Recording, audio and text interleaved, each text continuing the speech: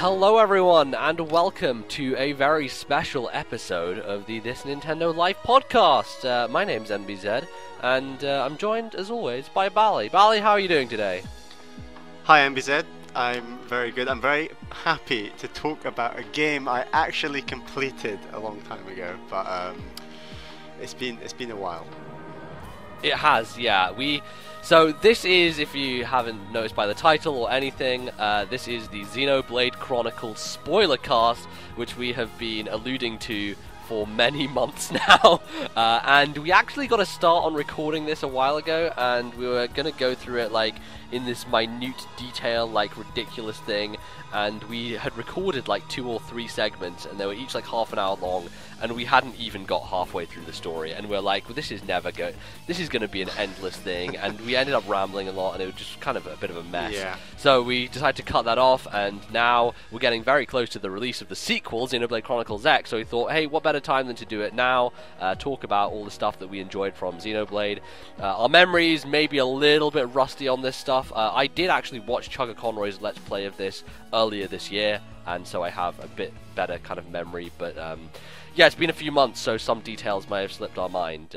Nevertheless, we're going to endeavour to do our best to talk about Xenoblade in as much detail as possible, without taking up too much time, and give our thoughts on the story stuff, and I guess also like other things in general about the game. Just talk a bunch about Xenoblade, so... And talk a little bit about the next one that's coming, Xenoblade sure. X. Yeah, we could have a bit of theories about how it may kind of fit in. So, Bally, what were the things that stood out to you story-wise? Should we start with the big one at the start? I think Fiora's death is like... That is a huge... twist. Maybe it is a twist, I'm not sure if you would put it that way, but you do control her. Like, she is actually a character that they give you control over at the start. You think she's going to be a part of your party. You spent a long time using and learning Fiora, which I thought was funny. Not a long time, but like, yes, I was specifically made a point of using all 3 characters at the start to get used to all 3 of them. And learn their ins and outs and how Fiora worked and stuff. And then I was using her at the point, I believe, at which she died, so I was a bit like, oh, okay.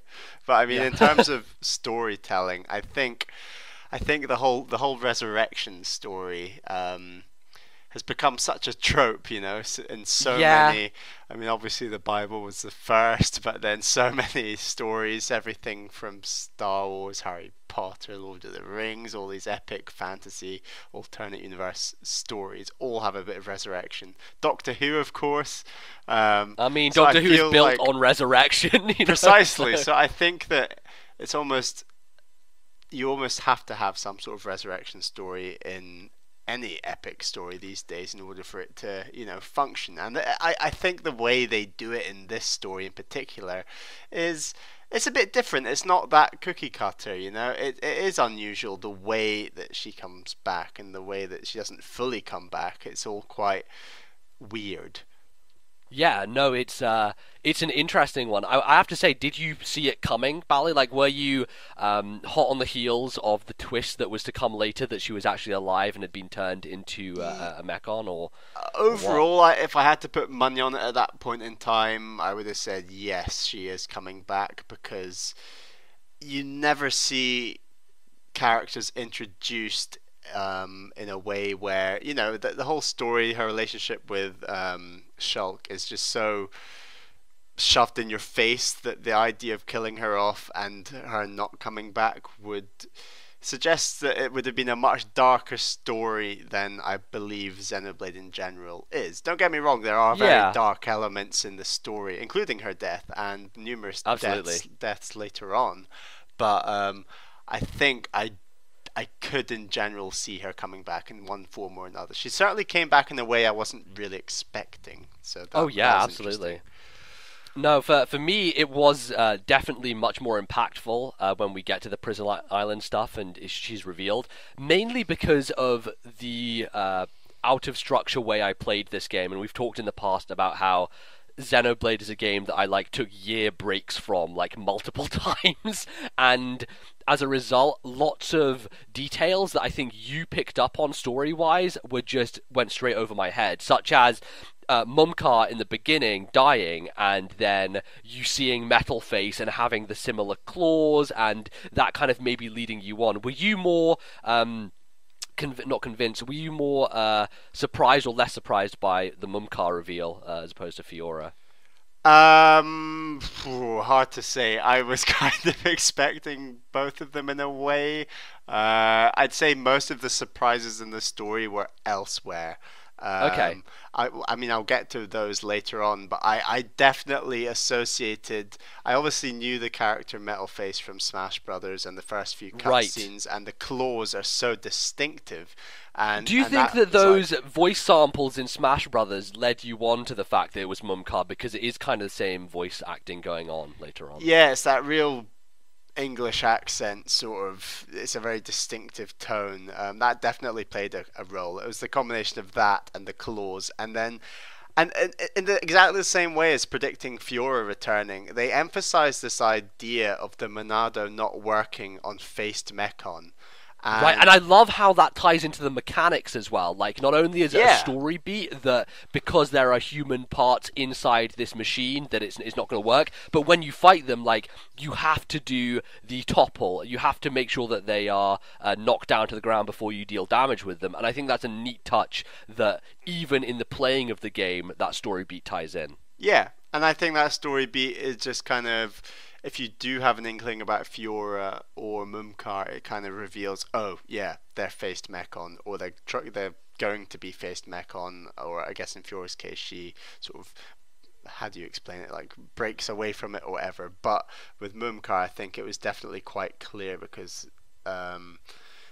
there's a number of sort of cinematic angles in the cutscenes and things that really emphasize, this isn't working on the faced Mechon, and I just picked up that Mumkar was definitely going to be a faced Mechon.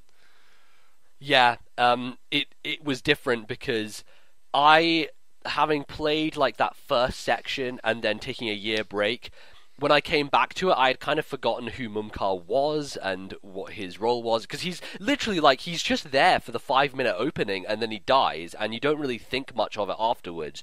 And so when Metal Face starts talking, because he doesn't actually start talking until later in the game, like initially when the attack on Colony 9 happens, he's completely silent.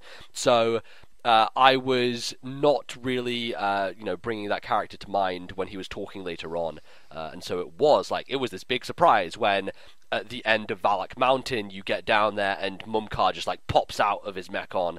I had even after seeing Fiora at Prison Island, I still hadn't put together that Mumkar was the one inside of that face Mechon inside of Metal Face. So yeah, it really got me, and I think it kind of I appreciated that more because I hadn't kept my nose in the game for a consistent amount of time. So yeah, interesting stuff there. We should also maybe mention the intro, because I think it's super cool that they set up these 3 characters in Dunban, in Dixon, and in Mumkar, and you never kind of think at the start how important they're going to be, but these are 3 characters that end up being so crucial to the end game in so many interesting ways. And I just thought it's neat that they just start off as these 3 friends fighting the Mechon, and Dixon turns out to be a 1,000,000-year-old creature who was a disciple of Zanza, and then Mumkar gets turned into a Mechon who isn't revealed until halfway through the game, and Dunban obviously the original wielder of the Monado, and then becomes a crucial member of your team.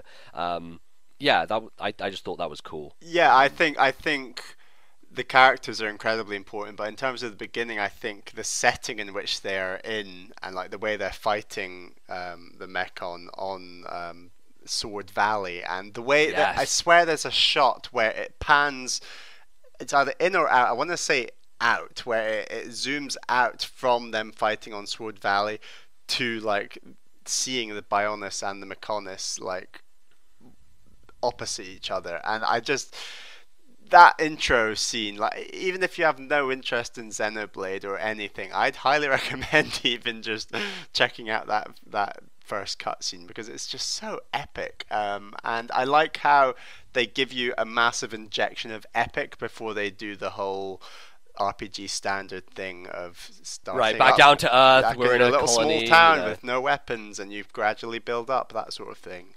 So I'm glad they stick you in the big end. Yeah, they kind of give you a taste of what's to come at the very beginning. Precisely. And I especially think that beat pays off later when you finally make it to Sword Valley, because it is like at least 50 hours in until you get to that area in the game.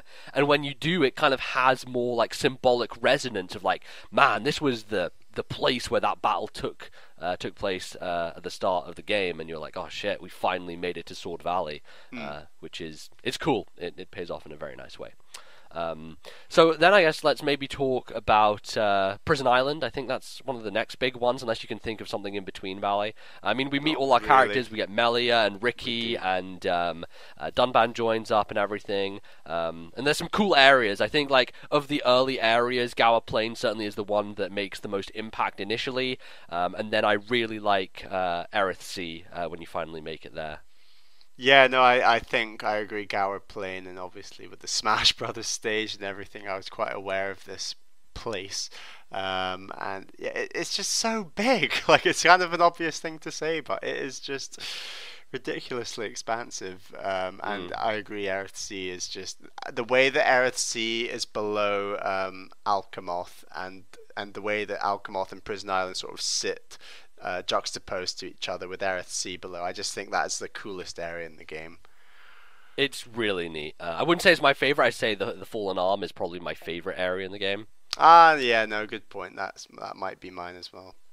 Yeah, but yeah, Aerith Sea is pretty wonderful, and we talked in the past how I swam across the whole thing. But oh boy, hey, look, I don't regret it. It was an experience of just absorbing and really getting a sense of how fucking huge the world is, because that takes a long time, really does. So the stuff that happens at Prison Island then is pretty big, because you have Melia's father, who basically unleashes Zanza onto the world again. He opens up the tomb, and you see this giant inside.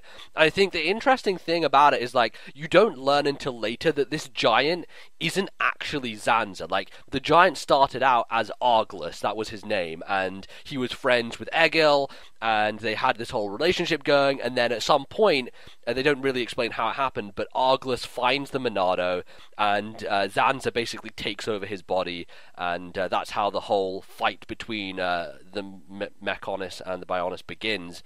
Because initially, like, it's pretty peaceful. Like, the two of them coexist, and the peoples coexist, and it seems like more of a friendly affair. But eventually, it crashes down, and everything goes to shit. So and the way that the story is set up at this stage, Zanza is seen as like the good guy. Like he is. He's God. Like, he's offering you a way out. He's like, release me from these chains, Shulk, or whatever, and I can help you in all this. And the Egil is basically as, like, power up bad. the Monado to its second level, essentially. Exactly. So it always feels fishy, but there's nothing to suggest that what Zanza wants to do is evil in any way or anything.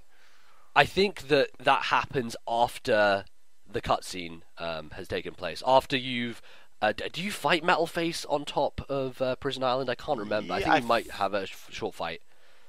Don't you fight Fiora? No, I don't think you do. You fight Metalface, I think, on top of Prison Island. But no, because then she comes in later to stop it and be like, no, don't do this.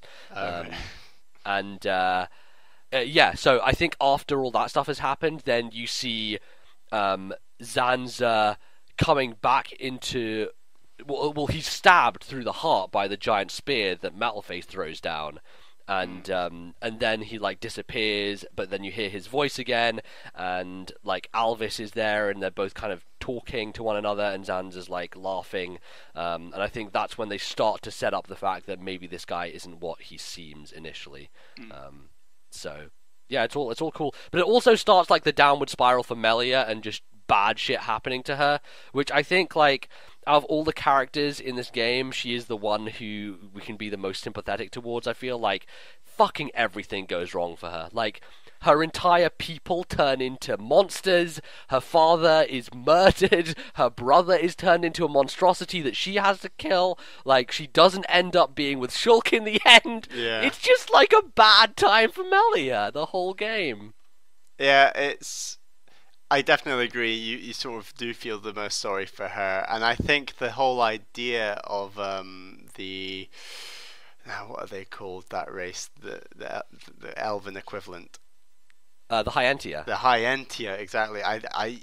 That's such a strange moment when you find out later that they all turn into Telethia. Yeah. Like, that is just so creepy, and and obviously it's so important that Melia is sort of half Homs, which means she doesn't get affected by that. But yeah, so it's just weird. So let's talk about that quickly then, because that is kind of a crucial story point in that the Hyentia seem to know that one day this stuff is going to happen. Like, it's either been written down in scriptures or something, that they need to dilute their bloodline, because otherwise, like, all of their children are going to end up turning into these monstrous beasts, and, like, the only way to kind of save their race is to dilute it down. And then you have that kind of almost racism coming in with, like, the Hyentia who think that they should keep it pure, kind of like in Harry Potter, how you have, like, the mudbloods and everything. Yeah. And they want to be, like, pure Hyentia as opposed to, like, making them subhuman, not subhuman, but sub-Hyentia in this case, almost. So that is an interesting point there.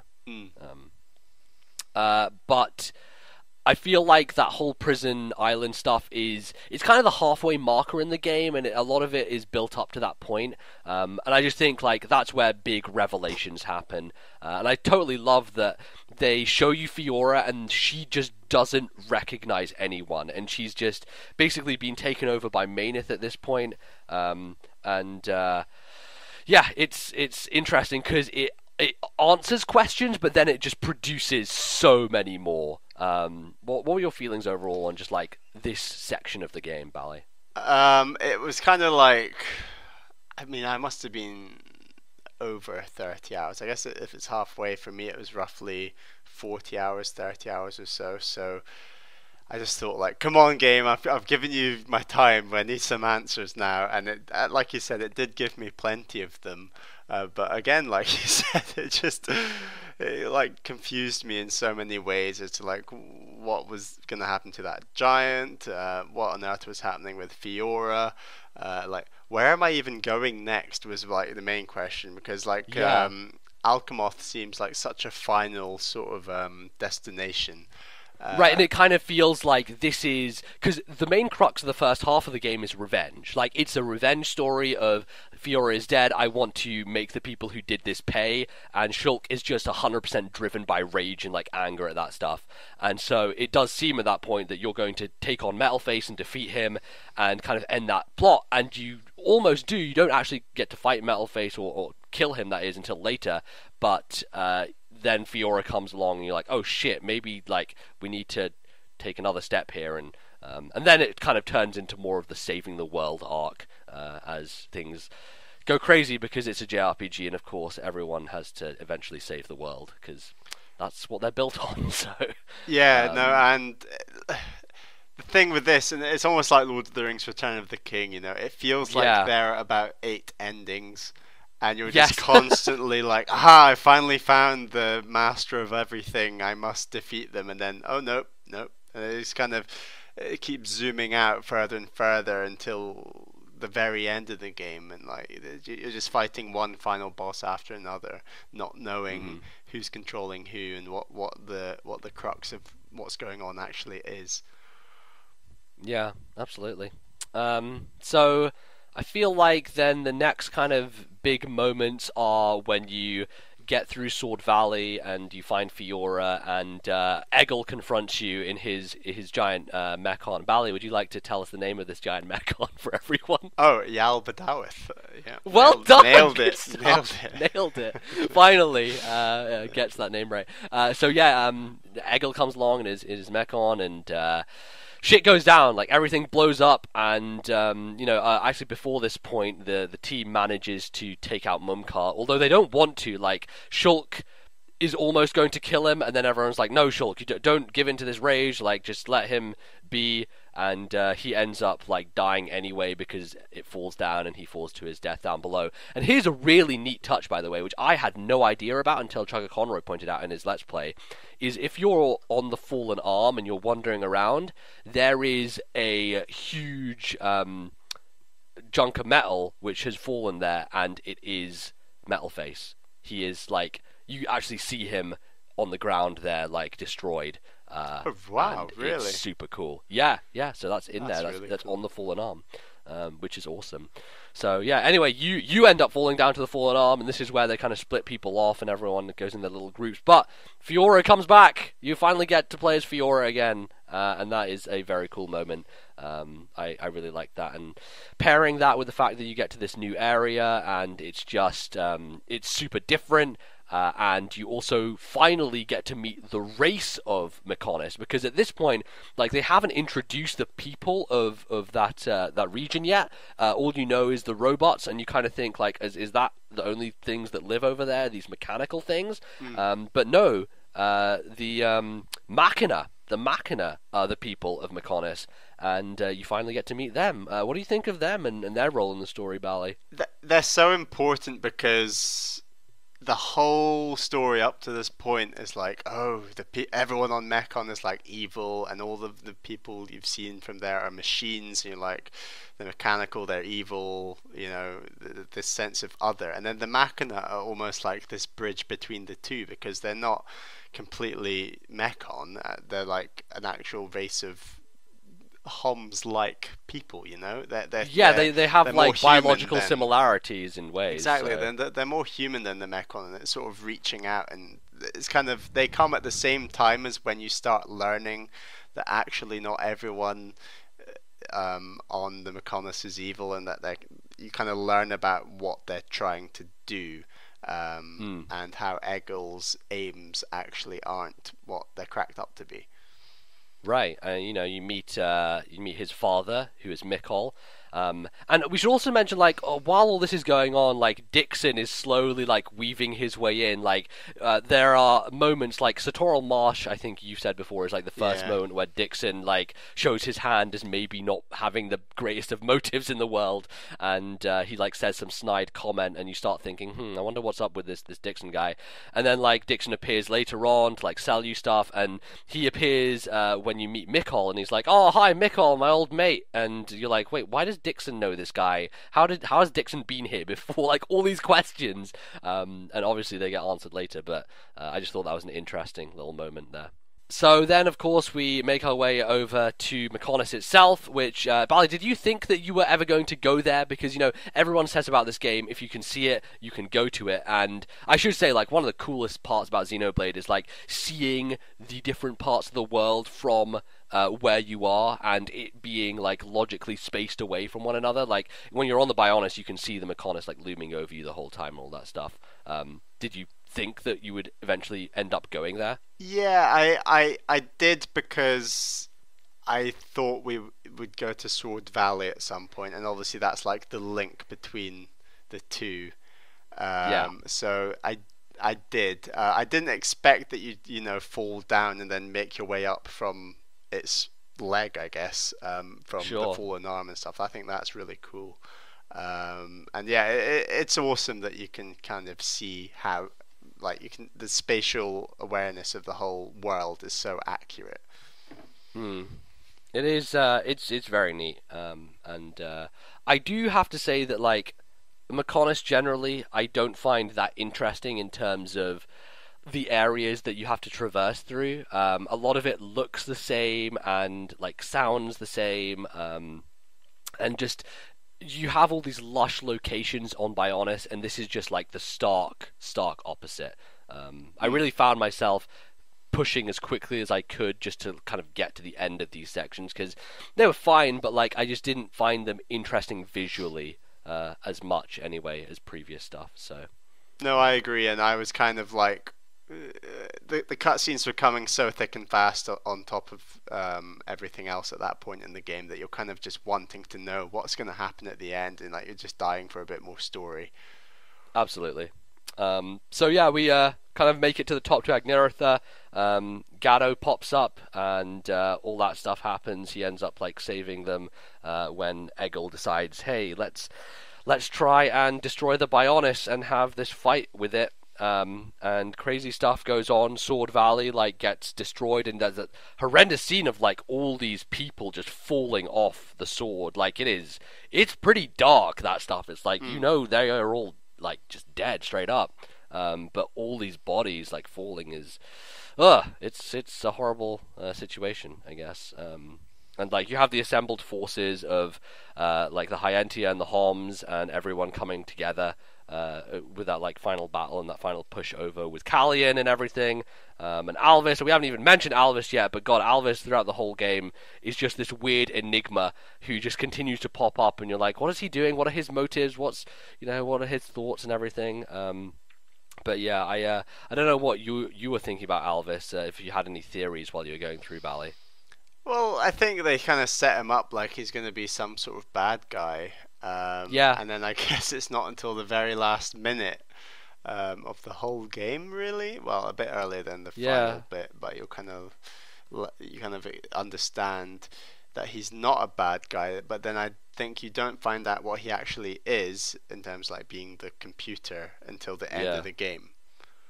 Yeah, it is. It's like kind of the last big reveal is that, and it's kind of a crazy one. Like this game goes fucking crazy places. Yeah. It's. I do like all the stuff where Vinaya is telling you, or she like you get to the top of Agneritha and you see the computer and it kind of lays out like what happened between Egil and Arglus, and how when the Bionis originally attacked Mechonis, like they lost so many lives and people died, and like Egil has basically held this grudge against the Bionis for years and years, and that's why all those attacks were happening on Colony 9 and everything, and it's basically why they have been in a war situation since then. So like initially you start out this game and you think, okay, it's just going to be these are the bad guys and we just need to kill them.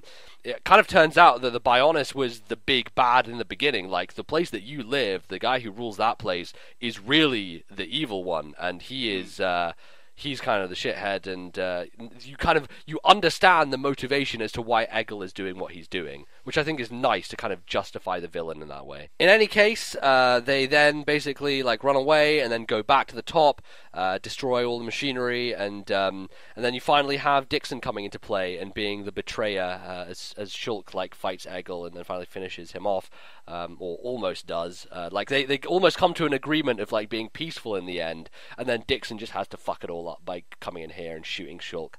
And then Shulk kind of dies, and it turns out this whole time that Zanza has been residing inside Shulk's body, and he is basically coming out of the Monado, and he appears, and shit goes down. Mainith comes out of Fiora, they fight, it's fucking crazy. This is just like one of those big chunks of the game, Bally, where story just hits you in the face and you're like, okay, wow, let's slow down a second, there's a lot happening here. How do you feel at all these revelations? It's the fact that there's all these awesome revelations with these incredible fights, like fights in the cutscenes. I mean, like between I guess it's Zanza and names. Mainith, between Zanza and Mainith, and it's like Shulk and Fiora just like flying around, just fighting each other. I just think that's such a cool cutscene. And you've got Tragic Decision playing in the background of it, and it's great, like, because it's these two gods basically just duking it out, and it's just insanity. It's like, this is like where you would imagine most games would end, but this like still isn't even that for Xenoblade. It's exactly. They go even further, so absolutely. But did you foresee Dixon pulling this move and betraying people? Had you built up that expectation to this point that definitely. There was something shifty about Dixon all the way from Satural Marsh. So but he literally does nothing shady up until that point. So between he kind of pushes everyone into the direction that they need to end up in.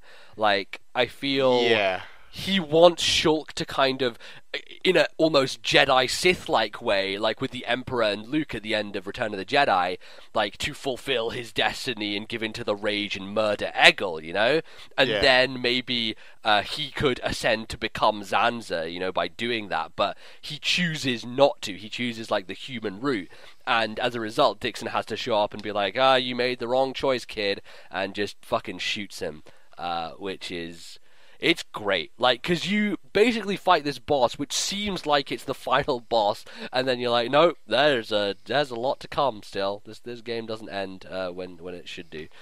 Maybe one might say if you think the JRPGs are too long, but I totally loved it. I thought it was just a great moment, great stuff happening there. And then I guess if we just like move through to the end, like you go through the Bionis' core and fight the worst boss in the game, Lorithia, who's a dick. She's terrible.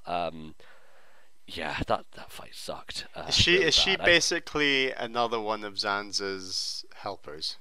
Yeah, so there are two disciples. They are Dixon and Lorithia. So they're kind of like his two henchmen almost, which is interesting that they're both placed in different races. And like if you take a look at the three of them, like Arglus is a giant, Lorithia is a Hyentia, and Dixon is a Homs. Kind of apart. I guess there's no Nopon representation, which would be funny if there was. Like, imagine like if the elder of the Nopon village had also turned out to be a disciple of Zanza. That would have been hilarious. I do think like they steered away from using Nopon, just for the fact that they are kind of silly, and it would have maybe undercut the serious tone. It'd be like an Ewok being a Sith Lord. Yeah, almost would be actually. No, yeah, that's a good analogy. They're definitely here, like the Ewoks, yeah. Yeah.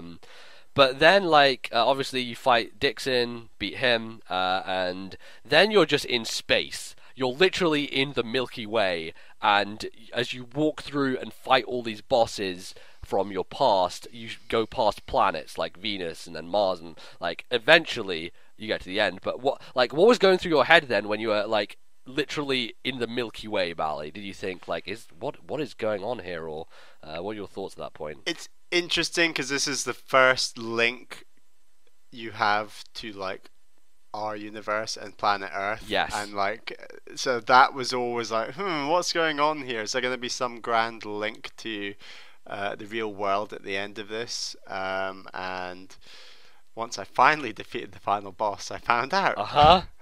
Yeah. So.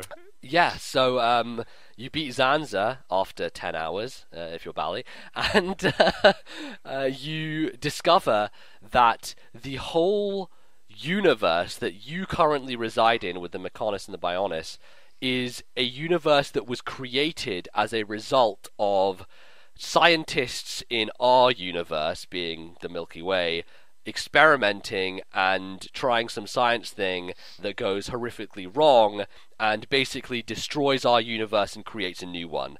And the two scientists that you see on the ship are Zanza, who I think is called Klaus, and you see Mainith there at the same time, and Klaus is the one who wants to basically push the experiment on and be like, yes, we must do this, and then Mainith's like, no, don't do it. So you can already see there that their two character traits are being displayed as to what they all eventually So the real be like. world is actually destroyed. I didn't realize that. I believe like the universe is destroyed and a new one is created, and that's why like they I knew that happened, but I thought that happened irrespective of the universe Earth is in.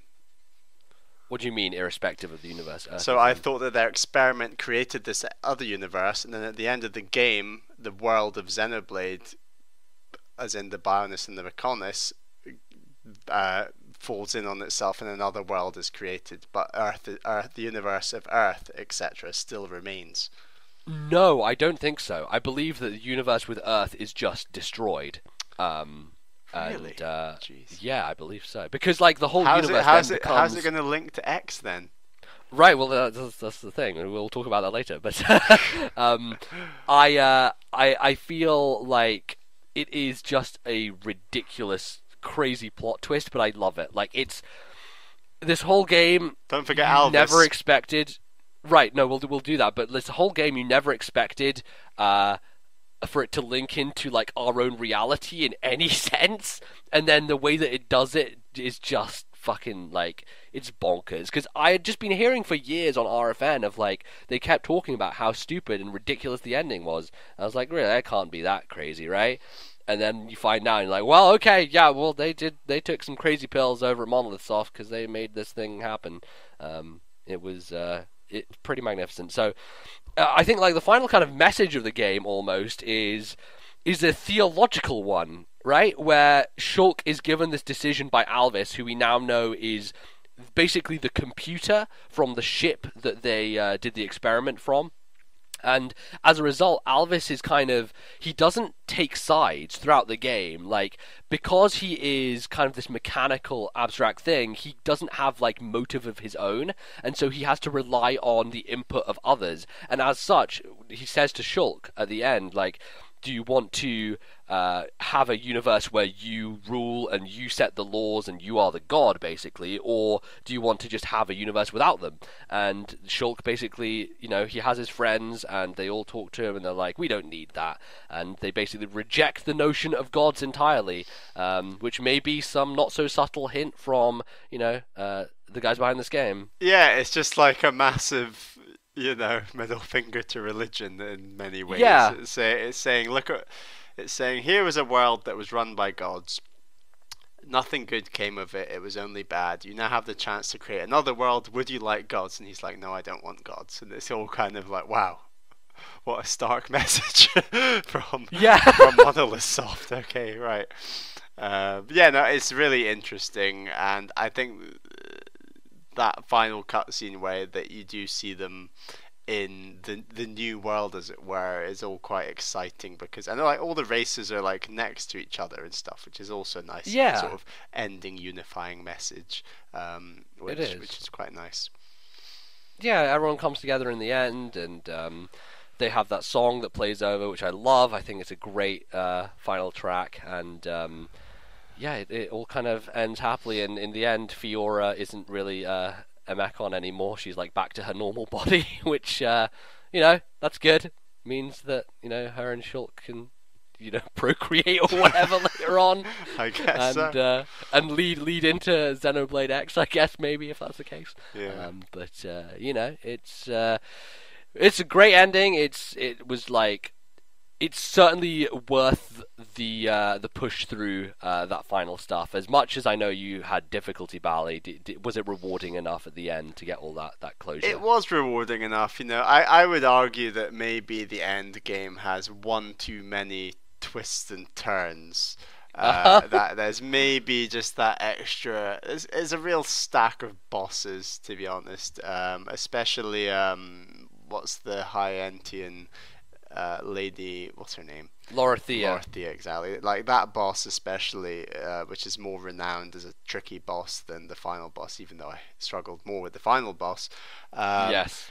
There's just one too many hoops to jump through, I feel, at the end, and you're just dying to know what's going to happen. And the ending is worth it in the end. It is still really epic, and like we've already said, the creation of a new world and all this, and the extra song at the end, which you've said is really nice, and I agree, it's one of the best songs in the game. Like, I like how much they pump this game at the end after, you know, like an 80-hour, 90-hour experience. They say, here we go, you've made it, here's a reward, and they just unload the cutscenes on you. Yeah, totally. It's real cool. Real cool video game, Bally, and apparently there's going to be another real cool video game coming out soon, Xenoblade Chronicles X, the follow-up to this, and we'll talk about like some of our thoughts on that and answer some of your questions in the next segment. So don't go anywhere. Here's a nice Xenoblade song for you to listen to in the meantime, and we will be right back.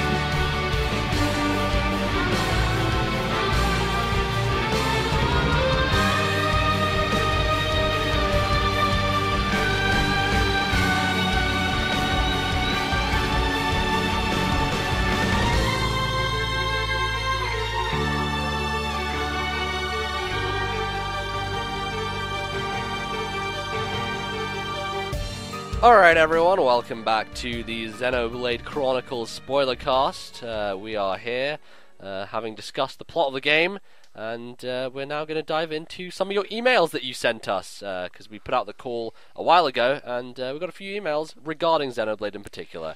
So Bale, how about we kick it off with the first one? Our first email is from Ryan. He says, Xenoblade Chronicles made its way to American shores around early 2012, and I picked it up as soon as it hit stores. Luckily, that was before GameStop started putting used copies up for $90. Shortly after putting the game into my Wii, I was engrossed with the story, as unlike most RPGs, it starts off immediately in a combat situation. The game also thrusts you straight away into the story about Bionis versus Mechonis, whereas most RPGs start a tad bit toned down in regards to prologue. Unfortunately, because I was so into this game, I tried doing all the quests and burned myself out around RSS and put the game down for a couple of months. Thankfully, I came back to it and was able to experience the phenomenal ending of the game.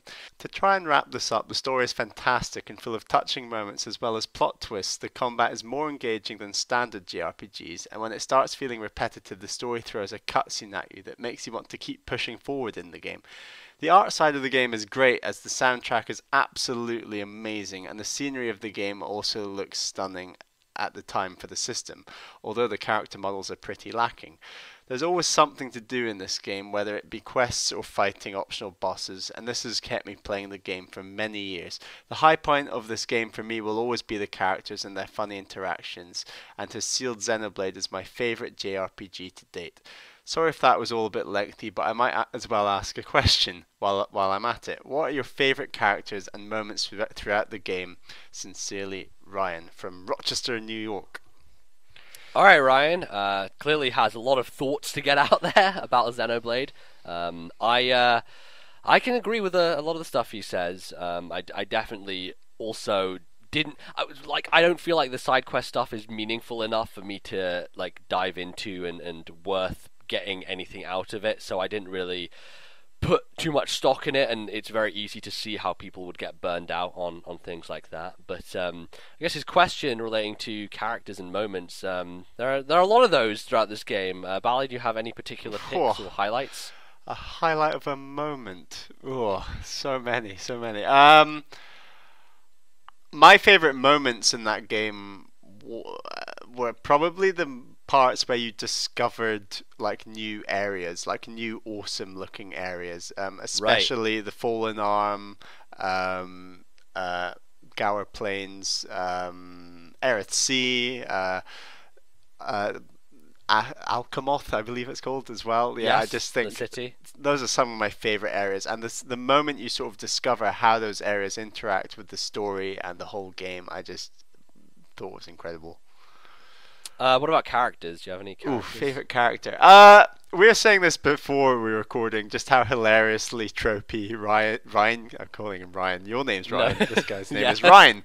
How massively tropey Ryan can be and just how hilarious he is. I think he's pretty funny, and I love the way that he constantly puts his left hand on his right shoulder and rotates his right shoulder backwards twice. That's an animation that they consistently rely on throughout the game. And it just goes on throughout the whole game during cutscenes, and it's just so funny. But I mean, in terms of favorite characters, it's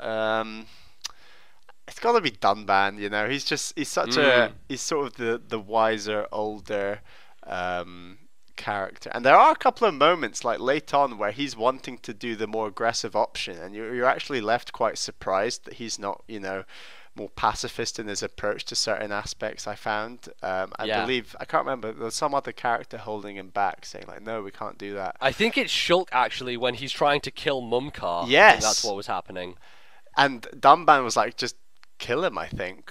Yeah, and then I think it was, the thing falls on them or something, doesn't it? We were saying. So the decision doesn't even have to be made in the end. But it's an interesting moment.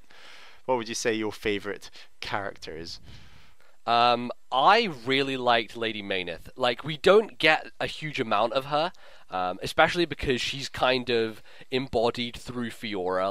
Fiora is the vessel that she chooses to kind of lay her message through, but she is she is the ultimate good in this universe, and she is the one who wants to make things right, and I think her sacrifice is a very important part of that game. Yeah, I kind of wish we got more of Lady Maynard, because I think she's very interesting and a super cool character. I like Fiora as well. I think like Fiora coming back is great stuff, and that was really good. For moments, I have to kind of combine that with my favorite character stuff, as like when Zanza and Maynard are having that crazy, ridiculous fight through the sky. Is a highlight, especially because of the music in the background and everything. Like that all just culminates in this ridiculous, insane thing that I was a big fan of. So, yeah, good stuff. But I mean, we could do a whole podcast just about moments and just keep absolutely. talking about those. And hopefully we touched on some of the big ones in the first segment. But sure, so many good ones. Absolutely. So our next email is from Paul. Hey fellows, I just finished Xenoblade Chronicles and I'm really excited to hear you guys talk about it. As I'm finishing up, I'm left curious about a few things. And these are a couple of bullet points. Did you enjoy the Colony 6 rebuild quest? I found that it really kept me going at the end, as the end drew nigh, but I found myself a bit underleveled for the last few bosses. Should we take these one at a time, Bally? Let's go one at a time, yeah. So I did not really engage at all with the Colony 6 stuff. I tried to, but I found that it was really hard to find or to look for the specific items, and I didn't know that it was eventually going to lead to anything that was worth my while. And having watched like Chugga Conroe play through and do everything related to Colony 6, I feel like I didn't really miss out on much. Like there are some quests in there, you get that shield, don't you? I think, isn't that quite important? Like that Monado. What shield? I believe that, so the shield you get through the normal story protects you from physical attacks. Right. But you unlock another shield that you use through the Monado that blocks you from like special attacks or ether attacks. Really? I don't remember that. I know that there's another hidden Monado art that you can get probably that's it, through doing I think, that. Yeah. Okay, well there's Monado Eater and there's another one. I can't remember which one it is, but I guess, yes, you can get that potentially through doing the Colony 6 stuff, but it wasn't needed, I don't think, to beat the game, and I ended up not doing any of it. I think the one thing would have been nice is if I had the portable gem crafting thing with me, which I didn't end up getting because you have to get level 1 in Colony 6, and there is one specific item that Chugga pointed out was really rare, and you had to be at a specific point to get it, or whatever, and I just never ended up getting it, and I don't think you did either, Bally. So. Yeah, I found out about some of the Colony 6 stuff later, but never did any of it.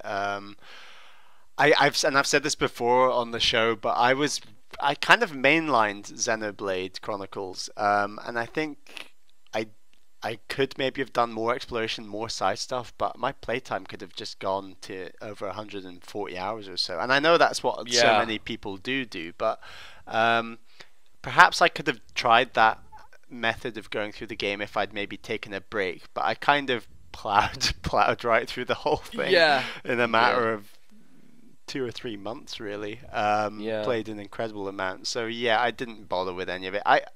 I've said this before and I'll say it again. I do want to play this game again one day, and like I think I'll try to explore a bit more, take a slower pace, just maybe do it in the background more, and not make it like my main gaming priority or whatever, but just something to do in the background, and just do that for maybe over the course of God knows how long, like a year or something. But just dip into it sometimes. So I might go back to that. Right. Secondly, Paul wants to know, if we were to drop any one area from the game, which one would we make vanish? That's interesting. I definitely think, for me, one of the areas in the Mechonis would have to go. I think I like Agniritha, and I think it's cool that you have the Telethia there, which are like frozen, and they act as like bridges and stuff in certain areas. That's super neat. But I think they needed to cut like one of the areas leading up to that, like whether it be the central factory or just the route beneath that. Either one of those could go, but I think there was one too many similar looking parts in the Mechonis, which I would get rid of personally. Yeah, I mean, I'd probably go for the fallen arm or something. Yeah, Uh-huh, yeah, uh-huh. No. that's probably the best. But I would agree with you, MBZ. It's there's the end game is ever so slightly too long in my opinion. If they had cut one or two areas on the Mechonis, I think it might be it might be a slightly tighter, more fresh experience at the end game for Yeah. me. And then this final point from Paul is saying, "I'm curious if you guys got into the skill tree slash skill link stuff, and if there's value there to you. Not being a big RPG person myself, the mere idea of it intimidated me, and I found I was getting along fine without it. Cheers, and keep up the great podcast, Paul." So I tried to do skill link stuff. I didn't really understand what I was doing though. I didn't know if skills were always active on a character or if they had to be specifically linked to work. Like, I didn't fully understand the way that that system implemented itself, and it didn't actually make a huge difference, I think, like throughout the course of my playthrough. So I kind of ignored it, but I did try to go to it every now and again to like tinker and maybe do something. But like with all those shapes and like having the shapes link, I think I could have gone into the menus and read up on it, but I just wasn't bothered at that point. I know, Bally, you definitely listened to all the tutorials and read up on stuff. Did you get into the skill link stuff at all or try it? Not really. Maybe early on I tried to understand it and failed, and then sort of gave up. And that's the thing about this game. There were loads of RPG related stuff that I really kind of ignored, and later in the game that was to my detriment because there were some simple stats I was definitely lacking in that helped would have well in the end did help me a great deal with some of the final bosses. So, and that's another reason that like I'd want to maybe try playing this game again, is because there was so much stuff I left out. And having a solid understanding of how the skill links and that kind of thing works from an early stage could have been quite beneficial to how I tackled the late game. So yeah, I didn't on this run through, but who knows what the future might hold. True. And True then indeed. our final email is from Zvari in Kansas. "Dear MBZ and Bally, I was first introduced to Xenoblade Chronicles last year when I watched an LP of the game. At the time I thought that the game would always be expensive and hard to find, but now it is out on new 3DS and on the Wii U eShop in Europe. Now that the game is available, I plan on getting it, but which version should I buy? Most people agree that the Wii port is the superior version, but we don't know when it will be put on the American eShop. Is the Wii version worth the wait? Thanks, and keep up the great show." Well, it's cool because both of us played different versions of this game. Bally, you having the new 3DS, and me on the original Wii. Bally, would you have preferred to play this on a big TV as opposed to having the handheld? Yeah, I think in general, had the Wii version been easily accessible for me, I would have gone for that one, but it wasn't, and also I was looking. It kind of hit me at a convenient time because I've said on the show before I was looking to upgrade my original 3DS, and the new 3DS was coming out. MBZ, you had just finished Xenoblade Chronicles. You'd recommended I played it. Then they announced that it was coming out on the new 3DS as like an exclusive, like the only new 3DS game that there still is today. The only new 3DS Exactly, game. which is weird.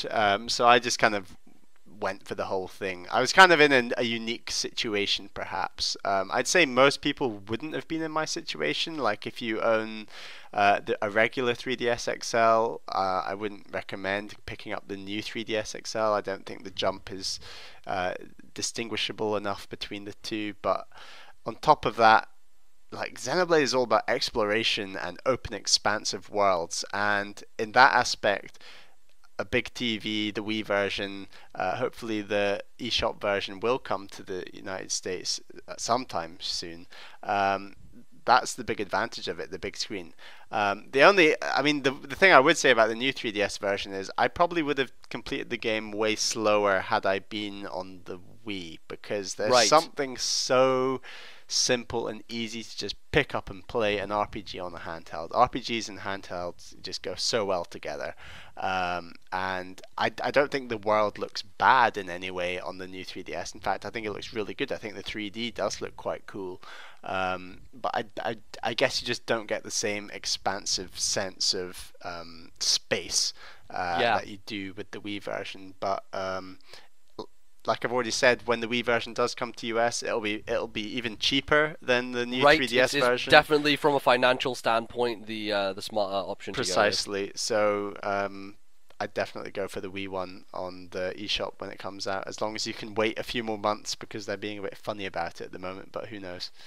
Yeah, and as long as you're someone who doesn't travel a lot and like easy access to playing stuff at home consistently, then yeah, absolutely. Like I think the one bonus of it being on the handheld is like if you are just busy all the time and like traveling around the world or whatever, then you'll be able to finish this game without any worry. But I think that's the only benefit of the handheld one. So yeah, well, I think that's all the emails we have, right, Bally? Indeed. So I guess we'll just have a quick chat about the new game, Xenoblade Chronicles X, which is coming out very soon. What are our expectations, Bally? I know there's like been loads of trailers, and a lot of the press have the game now. There's lots of video footage being out there. Have you been avoiding it? What is your kind of hype level for Xenoblade My hype level X? is high. In general, I've been avoiding stuff. I've seen a couple of, well, there's been thousands of trailers, Right. and I've definitely seen most of those. I've not gone out of my way to look up Xenoblade X stuff and get feedback on who's been saying what. I know Austin Walker gave a few points, a bit of feedback on Giant Beastcast. There's been little bits here and there, but in general, I've been avoiding it. I'd have to say the thing that I'm the most excited for is, so, and this was one of my gripes with Xenoblade Chronicles, is that the world is split up into like sub-worlds where there are effectively gates and points you go through, and then that whole area will load up. And the map just didn't sit well with me in the way that all the areas link together. I've already said this on the show before, but I just thought it kind of took you out of the action a bit to kind of reload the maps and like understand how they all link together. I don't think that was done necessarily that great, and part of the difficulty with that is that you are on a three-dimensional beast, you know, the Bionis and Mechonis. It's very hard to turn those into a flat map.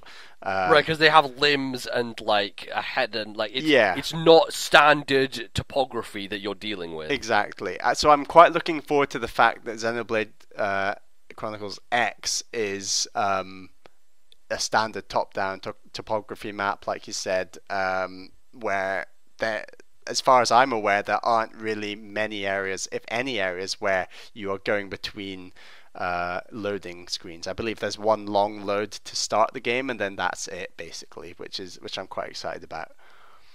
Yeah, having it be seamless and being able to go from one area to the other without having to load stuff up is super cool. Like it's gonna really expand that sense of exploration in a much greater way. And like these areas just seem far larger, like way bigger. And of course, you have to be able to traverse them in the scales and still make it feel big. So that's why they had to make the world like much larger, because otherwise like you could scoot around the world in these giant mechs and not have it feel as large as it maybe should be. But they took the precaution there, and I think it was smart. Do you have any thoughts on like where the story might go and how it links into the original, Bally? Like taking the end of Xenoblade and the way that like this new universe is created, do you think that like the fact that they're leaving Earth and that they're finding a new planet, is this taking place in a universe where,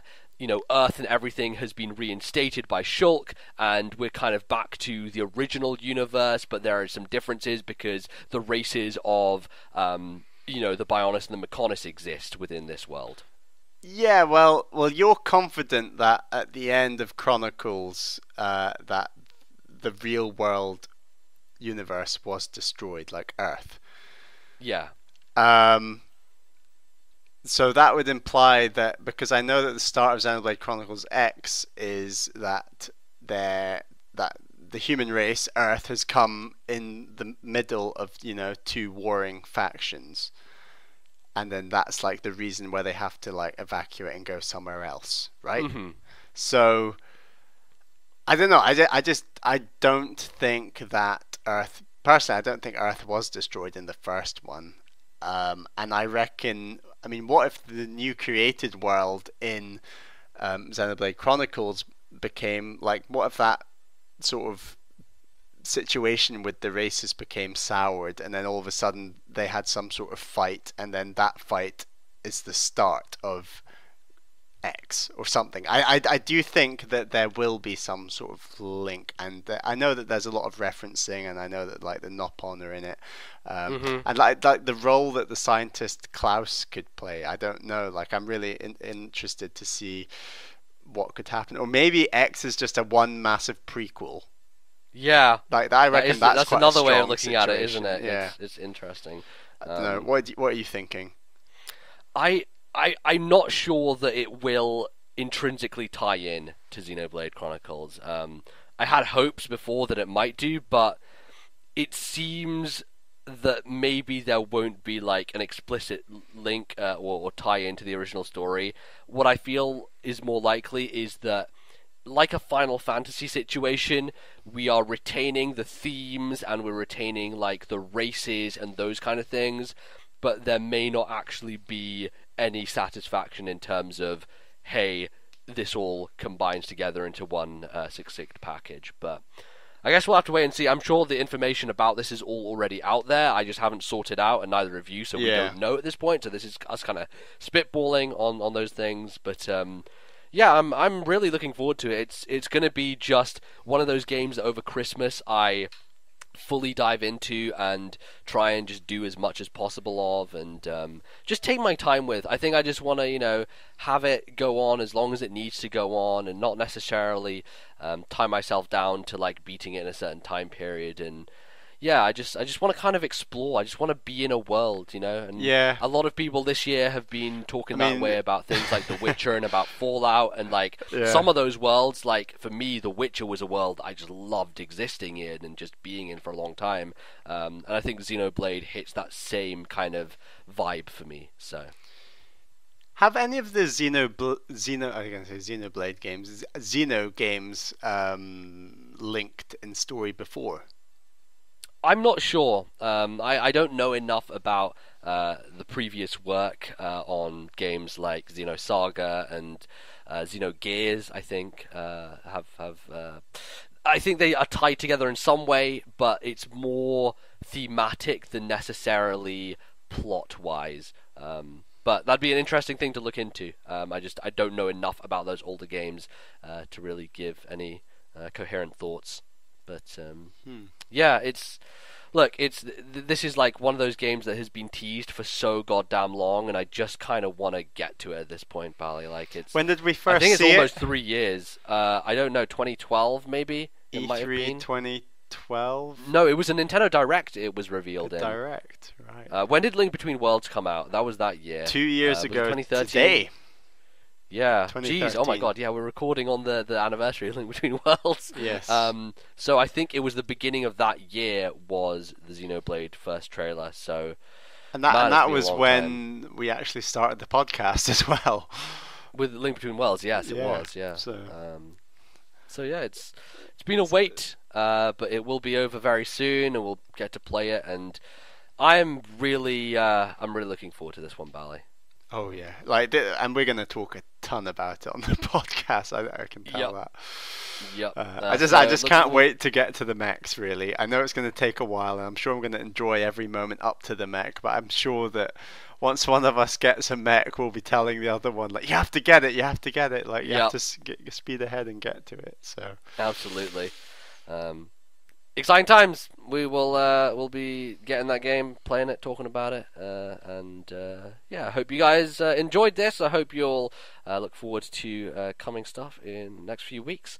But that's pretty much going to wrap us up for the Xenoblade Spoilercast. Bali, where can people send us emails and things about more video games if they want to talk to us about them? Send all your emails to thisnintendolife@gmail.com. That's thisnintendolife@gmail.com. We're always running low. Send in more. We always appreciate them. Absolutely. And you can also find us in different places on the internet. You can find me on Twitter at Lordnbz. I'm Lordnbz on Miiverse, and I'm sure that we'll be posting some lovely vistas and screenshots of Xenoblade X when that finally hit. So keep an eye out on that. I've got to get going with my preload download. Oh, you do indeed, Bally. Where can people find you on the internet to hear all the latest gossip about download times on your Wii U in Brussels? You can find me at Ballyman91. That's BALLYMAN 91. Is also my name on the Miiverse, where I've been commenting about some Super Mario Maker levels and things like that. So yeah, follow me there, and remember to follow the podcast on Twitter as well. It's at TNL Podcast. That's at TNL Podcast. That's the number one thing and the place to follow if you want to find out when the latest episodes are out, and any other things that we might be doing. Indeed. That is pretty much going to close us. You can find the show on iTunes, you can find us on Stitcher, YouTube, all the usual places. We'll be back, I guess, in a week, because this is like an off episode. It's an extra episode. We'll be back with episode 54. Yes, indeed. So look out for that very soon. But until then, thank you all for listening, and we'll see you next time. Goodbye.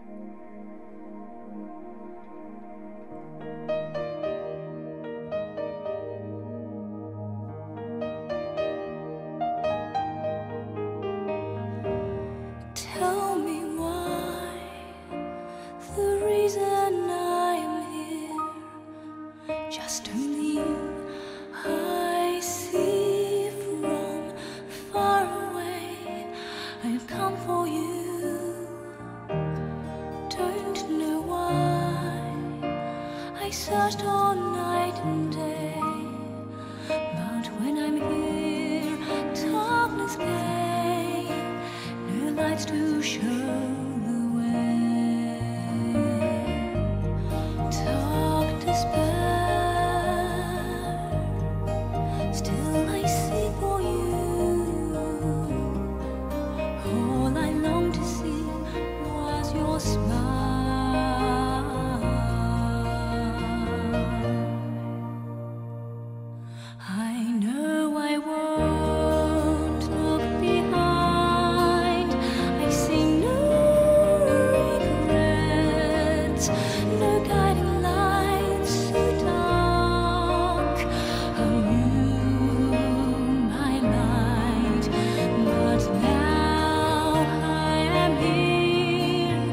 And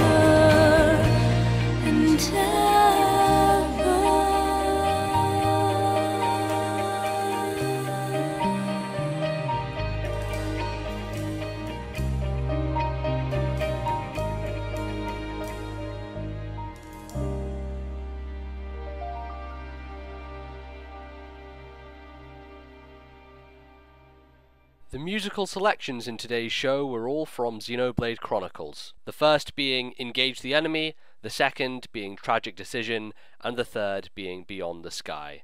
All copyright Nintendo 2012.